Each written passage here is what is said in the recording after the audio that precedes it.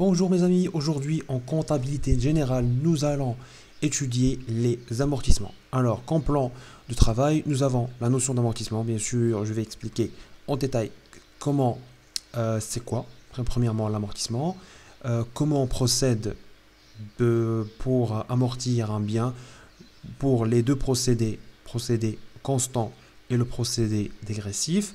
Et ensuite, nous allons passer à la comptabilisation des amortissements, leur principe, les deux cas, l'amortissement constant et l'amortissement dégressif. Et ensuite, nous allons voir la place de l'amortissement dans le bilan, bien sûr, parce que forcément, il y aura assez de va-et-vient. Donc, ensuite, nous allons constater la source d'immobilisation dans le cas d'échange, dans le cas de cession, ou bien tout simplement dans le cas d'un retrait, d'immobilisation, genre par exemple accident. D'accord. Donc maintenant, on passe à la notion d'amortissement tout de suite. Alors, l'amortissement, c'est l'amortissement, on dit l'amortissement pour dépréciation et la constatation comptable d'un amoindrissement d'une valeur d'un élément d'actif résultant de l'usage, soit du temps, soit du progrès technique, ou toute autre cause dont les effets sont jugés irréversibles. Donc, en principe, toutes les immobilisations se déprécient avec le temps, sont amortissables. Toutefois, certaines immobilisations ne s'amortissent pas. Il s'agit du fonds de commerce, des terrains et d'immobilisation financière. D'ailleurs, on va voir cette exception pour les immobilisations non valeur. Donc, je parlais pour le fonds de commerce. Bon, pour avoir un petit résumé. Donc, amortir, c'est quoi? C'est plutôt amortir une chute. C'est quand, par exemple, lorsqu'on dit on va amortir une chute. Lorsqu'on dit amortissement pour dépréciation, c'est-à-dire qu'on lie deux notions de base. Premièrement, la notion d'amortir une chute et la notion d'amoindrissement ou bien de dépréciation. C'est-à-dire que nous avons par exemple une voiture. Bien sûr, elle ne va pas garder la valeur d'achat, bien la valeur d'origine ou bien la valeur d'entrée qu'on dit en comptabilité pour toujours. Elle va se déprécier avec le temps pour diverses raisons. Premièrement, l'usage. Pourquoi? Parce que l'usage, on va utiliser la voiture chaque jour. Donc forcément, il y aura bien sûr les pneus qui vont s'user, le moteur qui va s'user aussi, peut-être des accidents minimes, mais bon, ça reste l'usage, et aussi du progrès technique, puisque une voiture par exemple de l'an 2000 n'est pas une voiture comme de l'an 2015 ou bien de l'an 2020. Donc c'est pas vraiment la même technologie, le même progrès technique. Donc forcément, la voiture, lorsqu'elle est nouvelle, il y a par exemple toutes les techniques, disons, moyens de l'époque, de l'année, mais une voiture, en comparaison avec une voiture qui est de 2000, elle est largement dépassée. Par exemple, si on parle en termes de consommation, si on parle en termes de complexité technologique ou bien électronique, etc., ça n'a aucun rapport. Donc, on va aussi juger tout ça dans la comptabilité, en fait. Et toute autre cause dont les effets sont jugés irréversibles. Par exemple, un accident. Aussi, ça peut arriver un accident. Quand une voiture a un accident, donc forcément, elle est morte. Donc elle est complètement amortie. C'est le principe en fait, c'est la base. Donc en principe, toutes les immobilisations se déprécient avec le temps, sont amortissables. Certaines immobilisations ne s'amortissent pas. Il s'agit du fonds de commerce. Alors pourquoi on a dit le fonds de commerce qui ne va pas s'amortir? Parce que le fonds de commerce, ça dépend vraiment de la situation. Excusez-moi, ça dépend de la situation de l'entreprise, ça dépend de la situation du commerce, ça dépend de la situation de la gérance en elle-même, peut-être qu'elle est défaillante en elle-même. Donc là, il y a vraiment un problème à gérer. Alors, les terrains. Les terrains aussi, ça dépend vraiment des situations. Mais normalement, il n'y a pas d'amoindrissement de la valeur du terrain. À moins que, en cas d'exception, il y a vraiment une maladie ou bien une chose qui va perturber, soi-disant, la logique générale. Par exemple, je prends un exemple par exemple, l'exemple par exemple. Voilà, vraiment, je suis un petit peu fou. Bon, l'exemple d'un fonds de commerce dans une route nationale. Mais lorsque l'État a prévu une route, donc une autoroute, donc le fonds de commerce d'un restaurant par exemple, c'est amoindri. Pourquoi? Parce que ce restaurant, il passait devant une route nationale, il est plutôt devant une route nationale qui accueillait beaucoup de personnes. Donc je dirais des centaines par jour. Mais lorsque il y a une déviation avec une autoroute, maintenant, il n'y a plus de clients qui passent à côté du restaurant. Donc là, il y a un amoindrissement du fonds de commerce. Mais là, c'est vraiment un petit peu, disons, rare comme situation globale. Si vous voyez de quoi je parle. Donc maintenant, je passe à la terminologie qu'on va utiliser. On utilise la valeur d'entrée ou bien la valeur d'échange. Pas la valeur d'échange, la valeur d'origine, excusez-moi. Donc la valeur d'entrée ou la valeur d'origine est le montant par lequel un élément d'actif est inscrit dans les comptes au moment de son entrée dans le patrimoine. Donc la valeur d'entrée est égale au coût d'acquisition hors taxe pour les immobilisations acquises par l'entreprise et au coût de production pour les immobilisations produites par l'entreprise pour elle-même. Donc, nous avons une notion de coût d'acquisition qui est égale prix d'achat plus frais d'installation plus frais de transport plus frais de montage plus frais d'importation plus TVA non récupérable égale le coût d'acquisition. Donc nous allons bien sûr passer par un pseudo exercice pour comprendre bien cette notion. Donc une remarque, pour les frais d'acquisition tels que les droits d'enregistrement, les honoraires, les frais d'acte sont comptabilisés au débit du compte 2121 frais d'acquisition des immobilisations. Donc selon le principe du coût historique, la valeur d'entrée reste inchangée tant que le bien est inscrit j'ai oublié un C, on inscrit au bilan. Cette valeur d'entrée constitue la base de calcul des amortissements. Donc la valeur d'entrée. Donc on passe à la durée d'amortissement. Bien sûr, c'est la durée c'est la durée durant laquelle on va garder l'amortissement, on va garder le bien dans notre possession. Par exemple, une voiture qu'on va garder 5 ans, c'est 60 mois. Ainsi de suite. Donc, le taux d'amortissement. Le taux d'amortissement est un coefficient exprimé en pourcentage qui servira pour calculer la dépréciation annuelle des immobilisations. Le taux d'amortissement dépend de la durée de vie probable. Donc, parce que c'est pas vraiment correct. On ne peut pas vraiment prévoir combien de temps une voiture ou bien une machine va durer ou bien non. Donc, le taux d'amortissement en général, c'est on calcule à travers 100 divisé par n. D'accord? Donc l'annuité ici, c'est A. Donc durée d'amortissement n. Le taux d'amortissement, c'est T, au grand T, ça dépend. Annuité, c'est A. L'annuité d'amortissement est la dotation et le montant de la dépréciation annuelle subie par l'immobilisation. Donc, c'est je termine la définition, ensuite j'explique.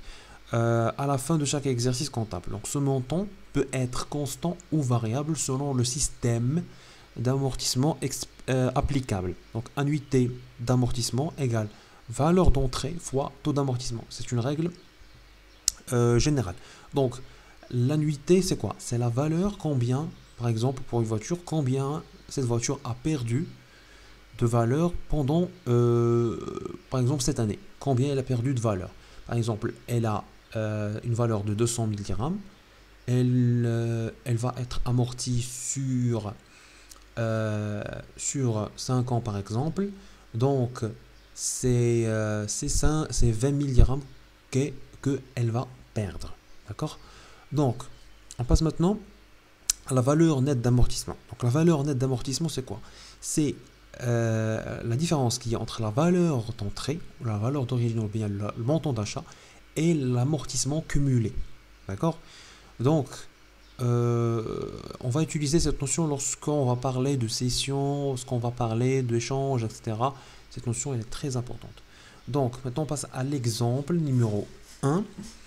Le 23/1 2014. Alors, une société a reçu de son fournisseur la facture suivante. J'ai oublié la facture.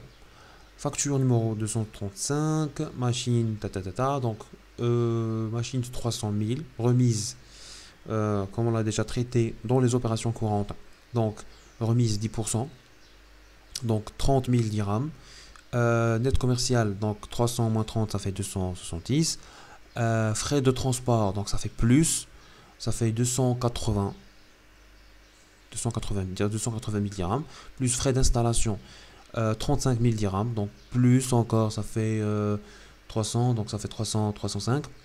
Alors, 315, d'accord. Donc 315. Ah oui, voilà, 315, oui, exactement. Donc 315 000 dirhams. Donc la TVA de 315 000 dirhams fois 20% et 63, donc égale 63 000.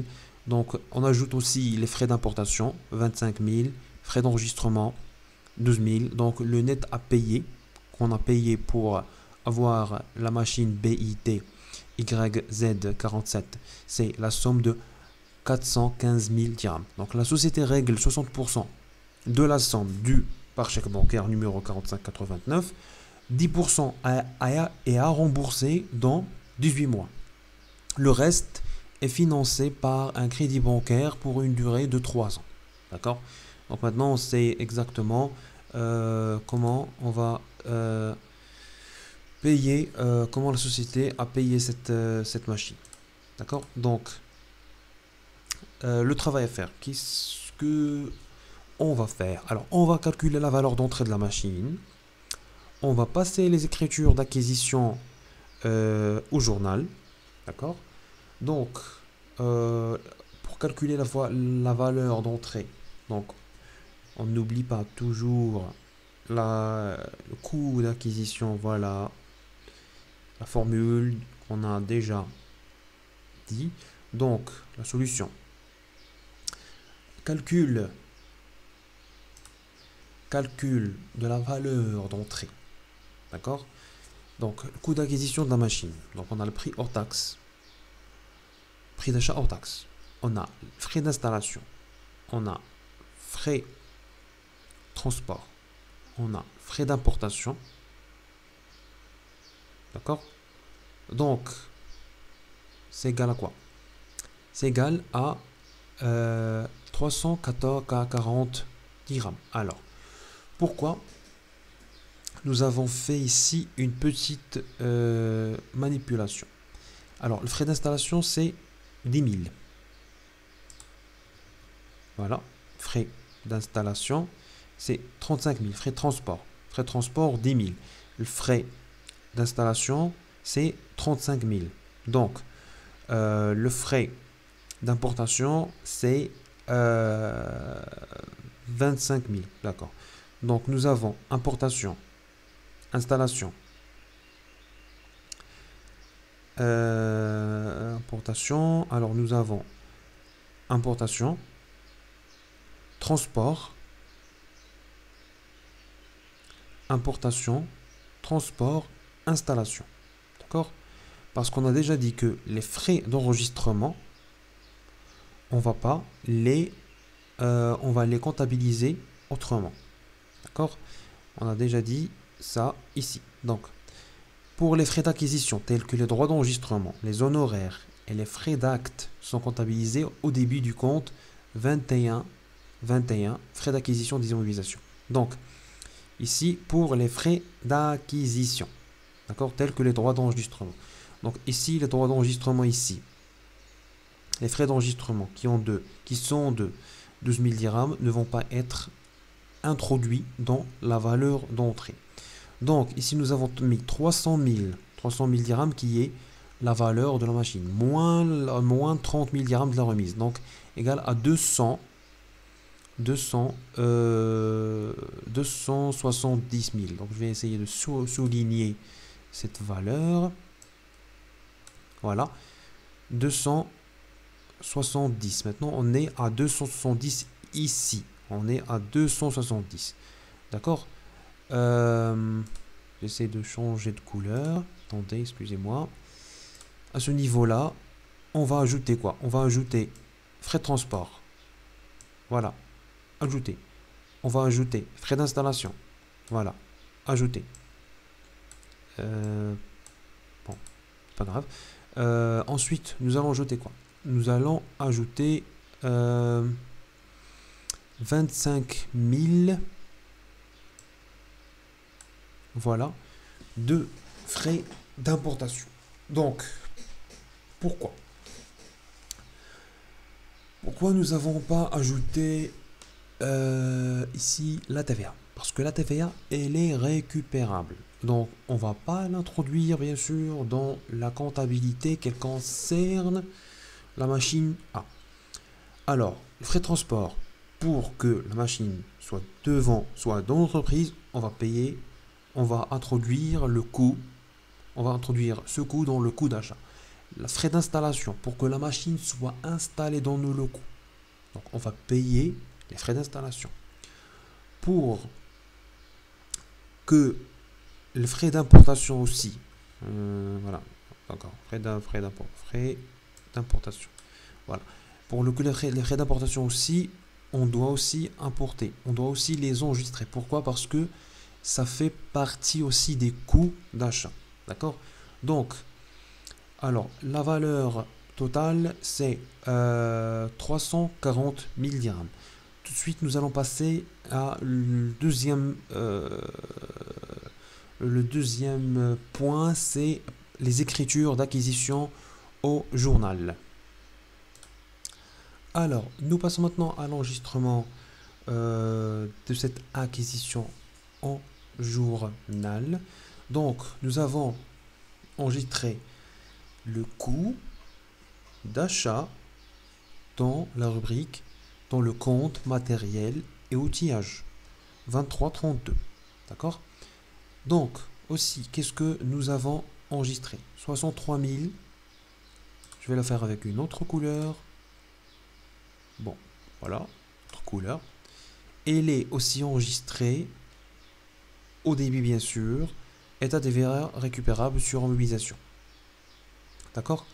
Ensuite, nous avons enregistré frais d'acquisition des immobilisations. Pourquoi? Parce que on a payé quoi? On a payé le dernier frais, c'est le frais d'enregistrement. D'accord? Donc, tout ça, comment on a rémunéré tout cet investissement qui est bien sûr débité. Alors, comment on l'a investi, comment on l'a financé? Alors, j'ai dit rémunéré, je crois, je sais pas. Bon, comment on l'a financé tout cet actif? Alors, nous avons fournisseur d'immobilisation 41 500. Alors, qu'est-ce qu'on a dit? Qu'est-ce qu'on nous a dit plutôt? La société règle 60% de la somme due par chèque, d'accord, bancaire, 10% à rembourser dans 18 mois, donc ça va rester, 10% ça va rester en termes de dette. Donc la classe 4, d'accord? C'est pour ça qu'on a mis, pas classe 4, mais classe 1, puisque c'est un fournisseur d'immobilisation. Et pourquoi sur 18 mois? Donc c'est du long terme, c'est pour ça qu'on a mis la classe 1. Donc, fournisseur d'immobilisation, 41 500. 41 500, oui. Donc, 41 500, d'accord. Emprunt auprès des établissements de crédit, parce que nous avons financé, si le reste est financé par un crédit bancaire pour une durée de 3 ans. Donc aussi, c'est emprunt auprès des établissements de crédit 1481. D'accord? Avec, bien sûr, 60%, elle est financée par le chèque bancaire. Donc 10% elle est financée plutôt, elle est à crédit. Ça nous reste combien? Ça nous reste 30% qui est bien sûr qu'on a octroyé bien sûr pour avoir cette machine. Donc qui s'élève à 124 000 dirhams. Maintenant, on passe au deuxième exemple. Je sais bien sûr que c'est lent pour tout ça, mais bon, il faut aller progressivement. Toujours persévérance et courage pour aller jusqu'au bout. Donc, deuxième exemple. Le 1-1 2014, une entreprise a acquis une machine au prix de 144 000 TTC. Le taux de TVA est de 20%. Cette acquisition a entraîné les frais suivants: frais d'installation, frais de transport, frais d'importation. La durée de vie probable de cette machine est de 5 ans. 5 ans. Donc, la première chose, on va calculer la valeur d'entrée de la machine, le coût d'achat. Ensuite, on va calculer le taux d'amortissement. Ensuite, on va calculer la première et la deuxième annuité d'amortissement. Ensuite, nous allons calculer le cumul d'amortissement. Ensuite, calculer la valeur nette d'amortissement au 31/12/2015. D'accord? Au 31/12/2015. Donc, on a acheté l'immobilisation le 1-1 2014. Donc, la première 2014, donc 2014-2015. Donc, elle a passé 2 ans pour que on constate le 31/12/2015 la valeur de cette immobilisation au 31/12/2015. Donc, on passe aux solutions. Si bien sûr vous voulez faire l'exercice, n'hésitez pas seulement de faire pause et de faire l'exercice vous-même. Donc, calculer la valeur d'entrée. Premièrement, c'est le coût d'acquisition de la machine. Donc, c'est le prix d'achat hors taxe, plus le frais d'installation, plus le frais de transport, plus le frais d'importation. Puisque maintenant, ici, nous n'avons pas parlé de frais d'enregistrement, puisque nous avons déjà traité ce point dans l'autre exercice. Maintenant, on va se focaliser sur le sujet de notre exercice, c'est l'amortissement. Donc, la valeur d'entrée. Bien sûr, ici, c'est 144 000 dirhams, puisque on n'oublie pas que le prix d'achat est donné 144 000 dirhams, c'est TTC, donc on doit enlever la TVA puisque elle est récupérable, elle ne va pas entrer dans la valeur d'entrée de la machine, d'accord? Donc ça signifie que 144 000 divisé par 1,2, d'accord? Donc je crois que ça nous fera, je sais pas trop, je vais voir. Alors, 144 divisé par 1,2, ça fait 120. Voilà. Donc, 120 000, plus 15 000, plus 8 000, plus 7 000, égale. Donc, 120 000 plus 30, plus 30 000. Donc, 15 plus 8, 23 plus 7, 30. Donc, 120 plus 30 égale à 150. Ok. Alors, on passe. Calcul du taux d'amortissement. Le taux d'amortissement ici, comme on a déjà dit, 100 sur n. Donc, 100 sur n. N, elle est exprimée en années. Alors, 100 sur n, c'est-à-dire 20%. Ok. Alors, on passe. Excusez-moi. Ok. Alors, le calcul de la première et la deuxième annuité. Ok. Alors, l'annuité, c'est quoi? C'est la valeur d'entrée fois le taux d'amortissement. Alors, la première annuité, c'est quoi? C'est 150 000 fois 20%, égale 30 000. Deuxième annuité, c'est 150 000 fois 20%, égale 30 000. Donc, c'est la même méthode pour... Maintenant, nous sommes encore dans la présence d'initiation. Donc, nous n'avons pas encore fait la différence entre les deux méthodes ou bien procédés d'amortissement que nous allons voir par la suite. Calcul du cumul d'amortissement au 31/12/2015. Donc, combien on a passé maintenant d'années? On a passé 2 ans. Alors, si on revoit tout ça, on a acheté la machine au 1/1/2014. Donc, voilà, 1/2014. Première. Ensuite, 2015, en entier. Donc ça signifie 2 ans. Donc, la première année, on a prélevé de 150 000, 30 000. La deuxième année, on a encore prélevé 30 000. Donc, le cumul d'amortissement, c'est quoi? C'est combien on a prélevé au total. Durant les 2 années, c'est 60 000. Donc, maintenant, on passe à la cinquième. Cumul de la valeur nette d'amortissement au 31/12/2015. La valeur nette d'amortissement égale à la valeur d'entrée plus l'amortissement cumulé. Donc, la valeur nette d'amortissement, la VNA, et la valeur d'entrée moins l'amortissement cumulé. Donc, l'amortissement cumulé autrement, c'est 60 000 qu'on vient justement de calculer. Donc, 150 000 moins 60 000 égale à 90 000 dirhams. Donc, maintenant, on va passer aux procédés d'amortissement qui vont nous intéresser plus pour la continuité du cours, puisque nous allons voir 2 procédés d'amortissement. L'amortissement qui est constant et l'amortissement qui est dégressif. D'accord? Donc, à tout de suite.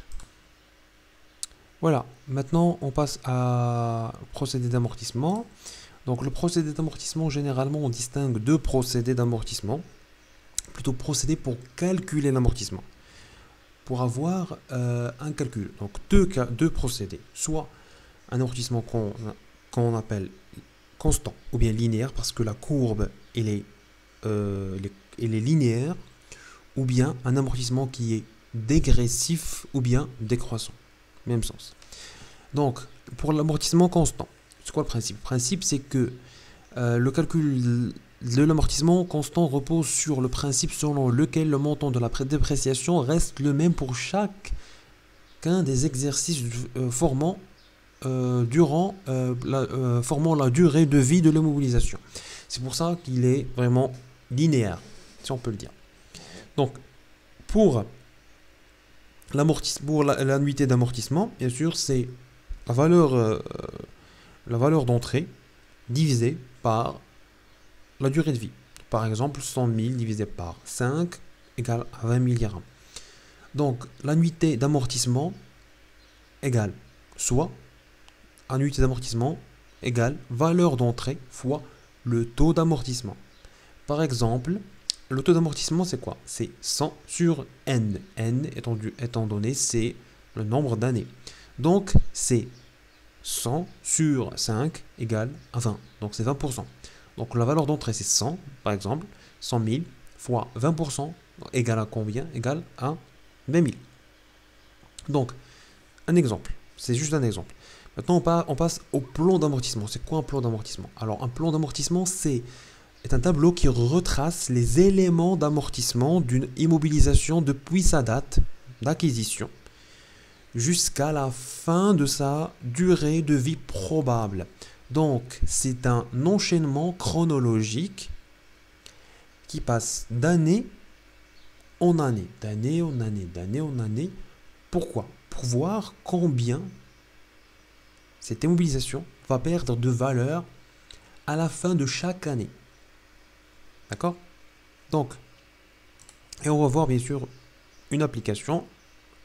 Donc, exemple, une entreprise a acquis le en 2014, une machine au prix de 100 000. La durée probable d'utilisation. J'ai oublié, je crois. J'ai oublié, c'est un truc. Et de 4 ans. D'accord? Donc j'ai oublié ici 4 ans. Donc calculer le taux d'amortissement, calculer le montant de l'annuité constante, présenter le plan d'amortissement. D'accord? On a 3 objectifs. Taux d'amortissement, montant de l'annuité constante, plan d'amortissement. Donc comment déjà on va le présenter, etc. C'est ça ce qui est nouveau dans cet exercice. Donc, calculer le taux d'amortissement. On a la durée de vie de la machine est de n égale à 4. Donc le taux d'amortissement est de t égale à 100 sur 4, c'est-à-dire t égale 25%. Calcul de l'annuité constante. Elle est de annuité égale valeur d'entrée divisé par durée de vie égale à 4. Donc, égale à 25 000. Donc, ou bien, valeur d'entrée fois le taux d'amortissement, qui est bien sûr de 25, puisque 100 sur 4 égale à 25, donc c'est 25%. Donc 100 000 fois 25% égale à une annuité de 25 000. Donc le plan d'amortissement se présente comme suit devant vous. Ici, nous avons année. Bien sûr, on a ici tout de suite toutes les années qu'on a. Donc, nous avons ici «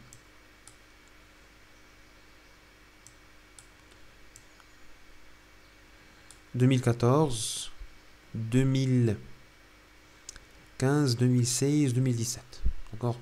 Parce qu'on a 4 ans. Donc, 2014, 2015, 2016, 2017, jusqu'à le 31/12/2017. Donc, leur valeur d'origine, c'est la même. 100 000, 100 000, 100 000, 100 000. L'amortissement, bien sûr, on a dit que l'amortissement était constant. Donc, ça veut dire que 25 000, 25 000, 25 000, 25 000. Pour arriver à 0. Dernière année, la valeur sera 0. Donc, le total d'amortissement pour l'année 2014, par exemple. Nous avons ici, le total d'amortissement, c'est 25 000, puisque ici, c'est vraiment 25 000. Donc, nous allons souligner, c'est 25 000, d'accord? Alors, la VNA, c'est quoi? VNA, valeur nette d'amortissement, c'est 100 000 moins 25 000 égale à quoi? Égale à 75 000 dirhams. Donc, 100 000 moins 75 000 égale à 100 000, excusez-moi, 100 000 moins 25 000 égale à 75 000. Donc, c'est la VNA ici, qui est de 75 000. Pour la deuxième année qui est 2015. Maintenant, on fait un petit peu attention. Donc, nous avons ici 25 000 plus 25 000 égale à combien? Égale à 50 000. D'accord? Donc, c'est quoi la valeur? La valeur ici étant de 100 000 moins 50 000 égale à 50 000. Je vais la faire avec une autre couleur. Donc, 100 000 moins 50 000 égale 50 000. Donc, c'est comme ça qu'on exécute plutôt ce tableau. D'accord?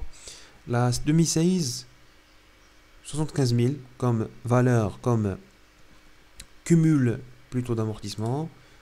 On va le faire avec une autre couleur. 25 000 plus 25 000 plus 25 000 de cette année égale à 75 000. Donc égale à 75 000. 100 000 moins 75 000 égale 25 000. D'accord? Donc, on passe à quoi? On passe à la dernière année. La dernière année, si on calcule, autrement, 25 plus 25 plus 25 plus 25 égale à 100 000. Ou bien, la dernière année du cumul d'amortissement plus cette année, plus l'amortissement de cette année, plus l'annuité de cette année. Donc, 75 000 plus 25 000 égale à 100 000. Donc, 100 000 moins 100 000, une valeur nette d'amortissement égale à 0. Ok? Donc, c'est comme ça que on calcule, on exécute plutôt le plan d'amortissement.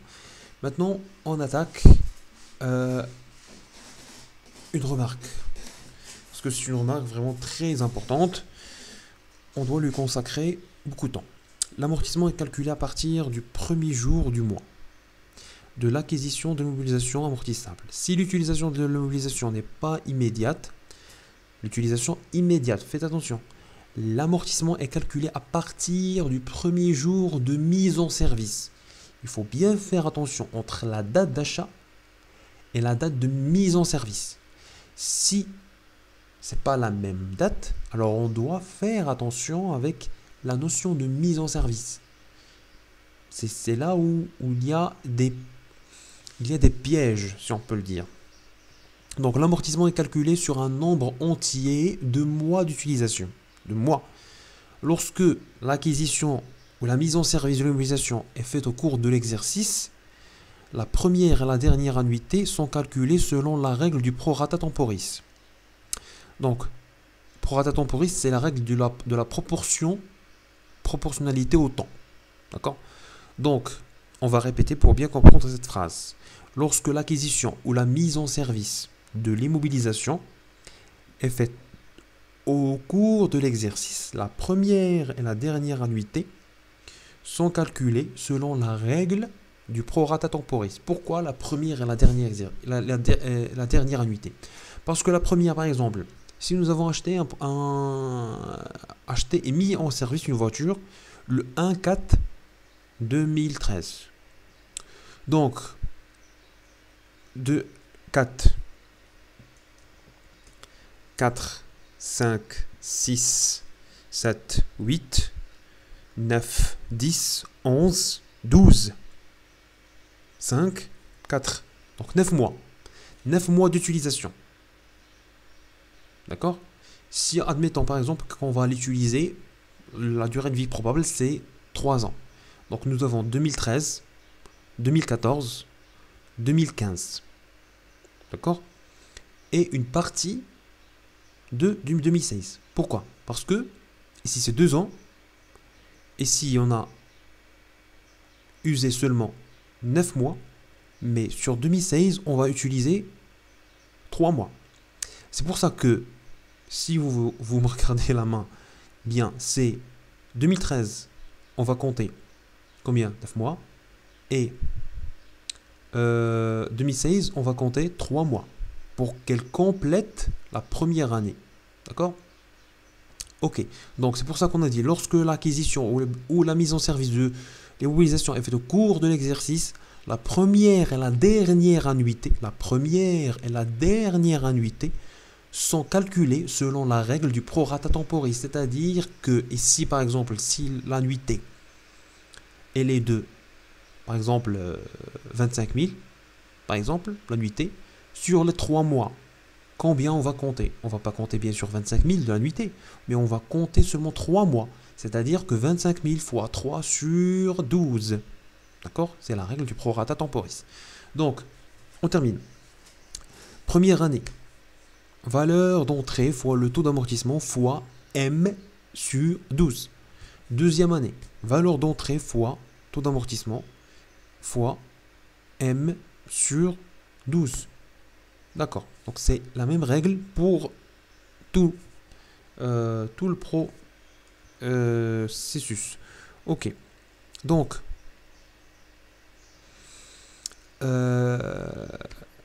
le nombre de mois, donc autant qu'avec M, le nombre de mois d'utilisation avec le nombre pendant.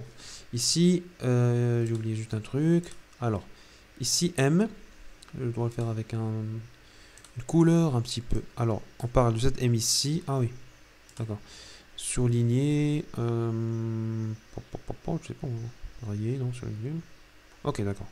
Donc, ici, M, c'est M là. Et M second, ou bien M tiré, ou bien M2, bien, ce que vous voulez. Alors, on parle ici. C'est ici. Ok? Donc, le nombre d'utilisations de l'immobilisation pendant le dernier exercice. D'accord? Pourquoi? Quand on a dit, premier exercice, c'est, on a consommé par exemple, on a utilisé la voiture 9 mois, et la dernière année, on a utilisé la voiture 3 mois. D'accord? La dernière annuité est le complément de la première. C'est bien ça que je viens d'expliquer. Sachant que M plus M tiré ou bien M bar, ce que vous voulez, égale à 12 mois. D'accord? Notez bien que pour les immobilisations en non-valeur, on ne tient pas compte de la règle du prorata temporis. D'accord. On va la noter. Merci. Exemple, une entreprise a acquis un matériel de transport le 25/3/2014, mise en service le 12/4/2014. Parce que là, on parle de quoi? On parle de la mise en service, il ne faut pas oublier. Parce que c'est une astuce importante. Ça peut être vraiment un piège dans un exercice ou bien dans un examen. Donc, le 25/3/2014, mise en service le 12/4. Donc, ils n'ont pas utilisé le mois 4, mais le mois 3, mais le mois 4. Donc sa valeur s'élève à 180 000 dirhams et sa durée de vie probable est de 5 ans. Donc le travail à faire, calculer le taux d'amortissement, la première année, la première et la dernière annuité d'amortissement. Présenter le plan d'amortissement, qu'on a déjà bien sûr vu le modèle. Donc on va refaire tout ça. Donc maintenant, on passe à décortiquer bien sûr l'année, combien voilà, il y a d'années. Il y a de mois plutôt dans chaque année. Donc le calcul d'amortissement ici, excusez-moi, calcul d'amortissement, c'est du d'amortissement, on a la durée bien sûr qui est de 5 ans, donc automatiquement 5 sur 100, 100 sur 5 égale à 20, donc c'est-à-dire 20%. Calculer le calcul de la première et la dernière annuité, donc la durée d'utilisation pour la première année est de 9 mois. Du 1/4 au 31/12. D'accord? La durée d'utilisation pour la dernière année est du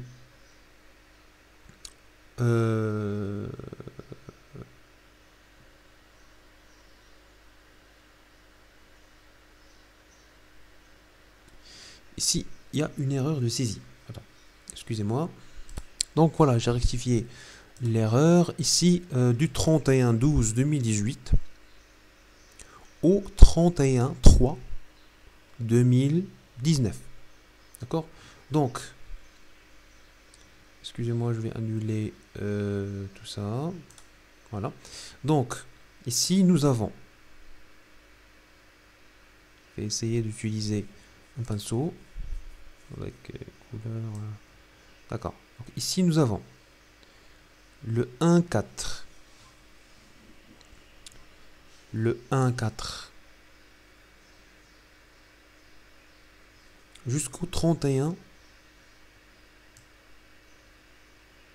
jusqu'au 31/12. C'est combien? C'est 9 mois. Du 31/12 au 31/12/2014 jusqu'à 31/12/2015, c'est un an, etc. 31/2015, 2015, 2016, 2016, donc ça fait un an, 9 mois, un an. Ici, bien sûr, ici c'est 3 mois. Ça signifie que 1 plus 1 plus 1 plus 1 égale à 4, plus 3 plus 9 égale à 5 ans. Donc, voilà. Maintenant, on passe à la première annuité. 180 000 dirhams fois 20% fois 9 divisé par 12 égale 27 000 dirhams. Ok? Alors, la dernière annuité est de 180 000 fois 20% fois 3 sur 12 fois égale, excusez-moi, 9 000. Donc, si on fait le total, ça fait 36 000. Donc, 27 plus 9 égale 36 000. L'annuité, bien sûr, elle est constante. Elle est de 36 000 dirhams. Donc, la somme de la première à la dernière annuité est égale à la annuité constante. Ok? Ok. Alors, on passe au plan d'amortissement. Le plan d'amortissement. D'accord. Alors, nous avons la première année, lorsqu'on a dit en 2000. Ici, on a dit en 2014. Voilà. En 2014, nous avons dit que c'est 9 mois. De 2014 jusqu'à 31/12/2014, de là jusqu'à là, c'est 9 mois. Ok. Alors, exactement, c'est la valeur. Amortissement 27 000. Donc, le total amortissement jusqu'à 2014, c'est 27 000. Alors, la VNA égale 180 moins 27 000 égale 153 000. Pour 2014, 180 000. Alors là, la valeur d'entrée ne change pas. Ok. Donc, pour l'amortissement ici, il est de l'amortissement qui est constante, qui est de 36 000 dirhams. D'accord. Le total amortissement, c'est quoi? C'est 36 000. Je vais surligner tout ça. 27 000 plus 36 000 égale, je vais le faire avec une autre couleur, qui est 63 000.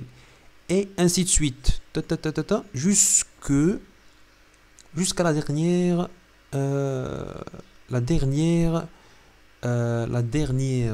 ligne qui reste combien? Qui reste 3 mois. D'accord? Et bien sûr, on va constater où? On va le constater ici, au niveau de la VNA. Excusez-moi, au niveau de la VNA. Puisque la VNA qui nous reste, c'est 9000 dirhams. Donc, pour 2019, on va compter bien sûr 3 mois. On va faire le calcul normal. VO fois taux d'amortissement fois NM sur 12, nombre de mois sur 12. Donc, 180 000 fois 20% fois 3 sur 12 égale à 9000 dirhams. Donc, j'espère que cette première partie, elle va vous plaire vraiment. Je vais mettre bien sûr dans chaque partie, puisque maintenant c'est juste vraiment une première partie. Je crois vraiment que ce cours va se passer en 3 parties, d'accord? Mais dans chaque vidéo, on va mettre le plan général et bien sûr le temps où on passe de point à un point sur la vidéo. Alors, j'espère que vous avez vraiment profité de ce cours et je vous fais un rendez-vous à la partie 2 de ce cours d'amortissement. Au revoir.